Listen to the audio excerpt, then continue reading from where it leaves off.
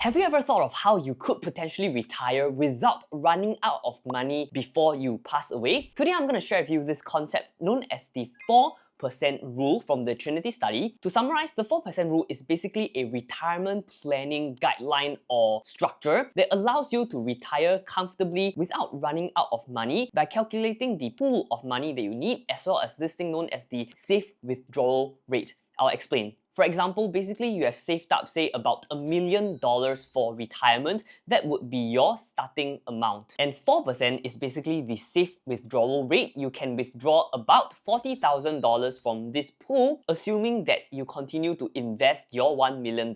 So let me break it down, right? Why 4%? This concept of the 4% rule is based on this thing known as a Trinity study, that your retirement portfolio of a certain amount can sustain about 30 years if you withdraw at about 4%. Let's look at this table. As you can see on the top row, if you only withdraw about 4% per annum, it is almost 100% guaranteed that your funds would last at least 30 years. Of course, if you increase your withdrawal rate, then the chances of your funds being able to last 30 or more years decreases. Of course, this 4% withdrawal rate is merely a concept and a guideline. It is not exactly a hard rule, and of course, nothing is guaranteed, especially if you continue to invest your money. Market fluctuates and things change in the world. Nobody can guarantee 100%, but the chances of you being able to continually survive off your investment portfolio is relatively high. All this also depends on your portfolio investment performance as well as your life expectancy. So say for example, you retire at the age of 60 and say you pass at the age of 90, you should be able to safely live 30 years not working and live off your investment retirement portfolio. However, that you decide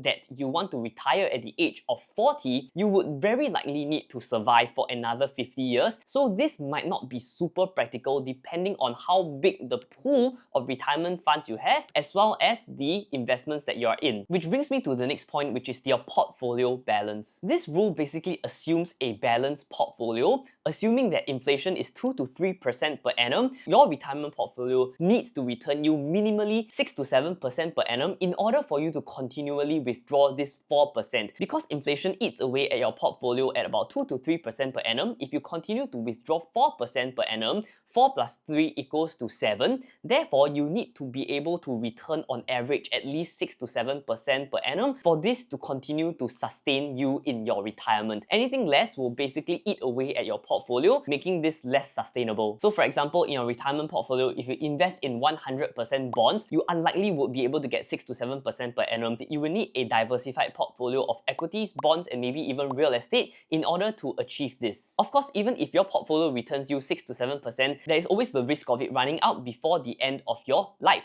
Because markets are unpredictable, we live in an unprecedented, unpredictable world where the economy, the market is extremely volatile and unpredictable. So the 4% rule is merely a concept and a guideline. You definitely still need more safety nets in place rather than depending 100% on this concept known as the 4% rule. Nonetheless, it is still a very good concept and guideline to follow. In theory, if your investment portfolio returns at least 6 to 7% per annum, accounting for inflation for 2 to 3% per annum and your withdrawal of 4% per annum, you technically have unlimited money. But this largely depends on the world, your portfolio stability, what you invest in, and many other factors. So in an ideal world, yes, you would have unlimited money if you follow the 4% rule and you can get a 6 to 7% per annum of returns. But in real life, that might not always be the case. Because of market volatility, there will be some years that your portfolio returns you a positive 10%, some years that your portfolio returns you a positive 22%,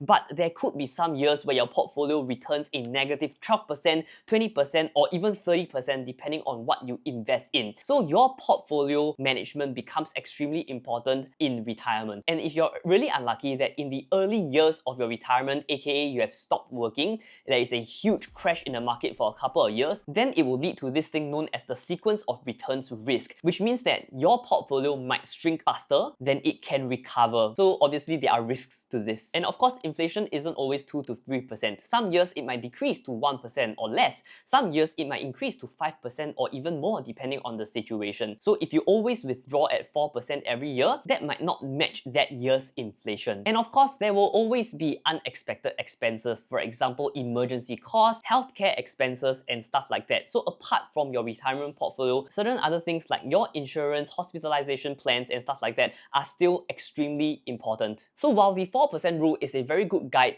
we should not bank on it 100% for our retirement. We need to learn how to be flexible in our withdrawals and not set it at strictly 4% per annum. In years that are not very good, maybe we withdraw 2%. In years that are really good, maybe we withdraw 5%. We need to be flexible. And of course, we need to be able to adjust our portfolio over time following the changing economy and market. So one of the most important things to calculate before you can start retiring and withdrawing money is your portfolio size, your retirement portfolio size. How much money do you actually need invested? This is calculated based on your expected spending in retirement. Let's look at this chart. If you want a simple retirement life based on some consumer data collected by OCBC in 2023 and 2024, if you want a extremely simple retirement, you can be expected to spend about 2.7k in retirement per month per person. If you want a sort of comfortable retirement, you would likely need at least 3.4k per month in retirement per pax. And if you want a relatively comfortable retirement, you will need about $6,000 per month. So why not we take a whole number that is somewhere in the middle,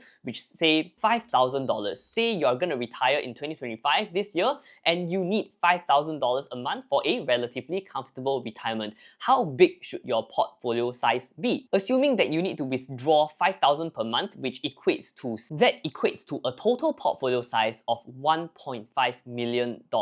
You can also use this calculator that I will link in the description below to calculate your retirement portfolio size and how much you need to retire. Again, this is a very simple calculation and merely a concept and a guideline to help you work towards retirement. Assuming that you have the goal of retiring early like me, then the 4% rule might not last you till the end of your life, which means that other safety nets and strategies need to be put in place. However, this is nonetheless a very good base strategy to get you to retirement, helping you calculate your portfolio size needed to retire. Hope this helps you have some form of concept towards retirement. If you enjoy starting businesses, if you enjoy personal finance, do give me a like, comment, and subscribe, and see you in the next video. Peace!